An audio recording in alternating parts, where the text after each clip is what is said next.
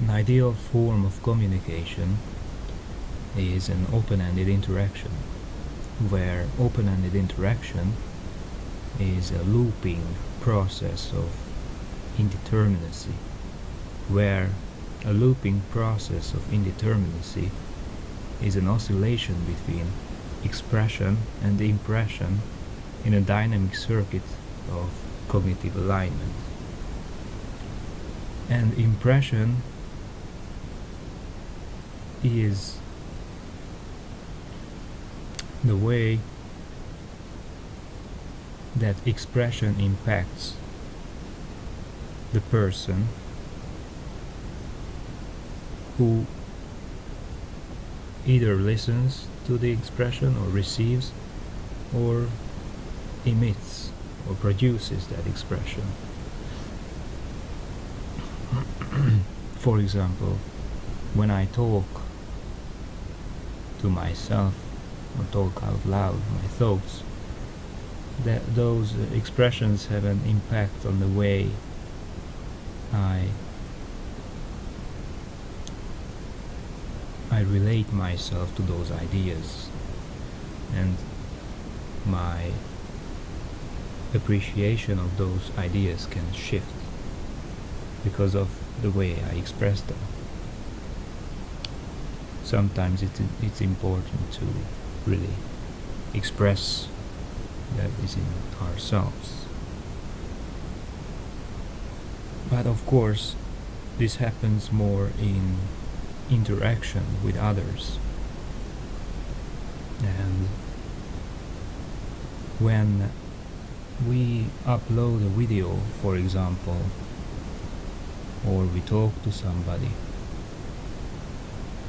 sometimes we receive comments or responses that are not in direct alignment with the ideas that we tried to address. And I think when there is this disparity between the thoughts that we express and the thoughts that we receive in turn,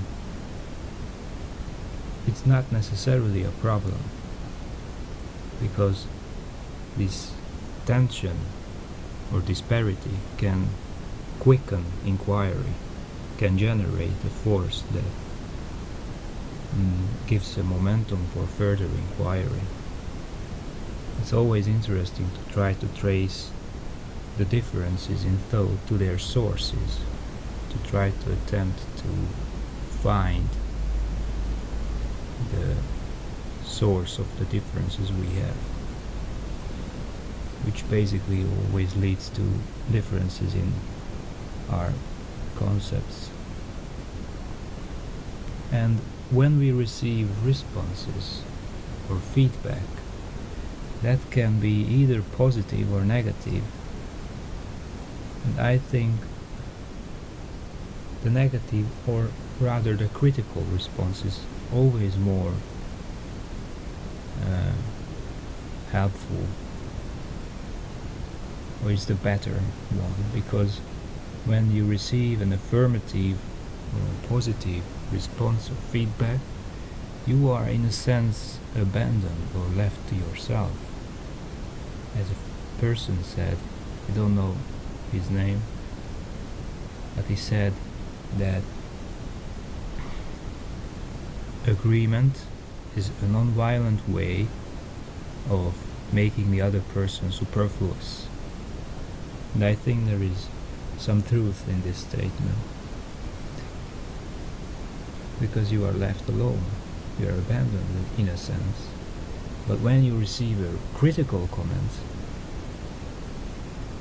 you can capitalize on it, because if it's true, it's an advice for free for you, and if it's false, you can also capitalize on it, because you can either ignore it,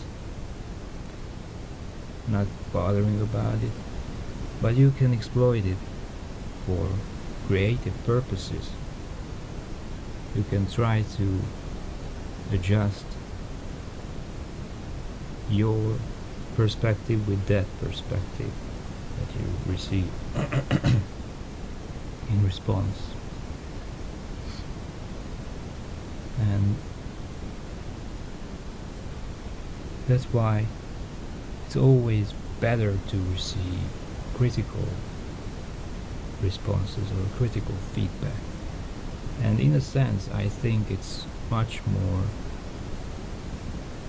better to feel that people respect you enough to be honest with you and not just note that you are right, okay, but they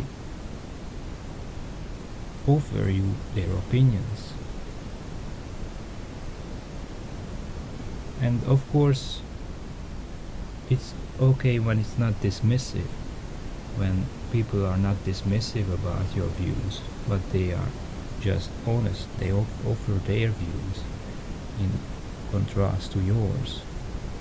And it's good because that way you can develop in thought, and this looping can start, and this indeterminate process is leading towards growth in our thoughts and growth in our personalities. I hope this is clear. The point is that rejoice at the critical rejoinders that you receive.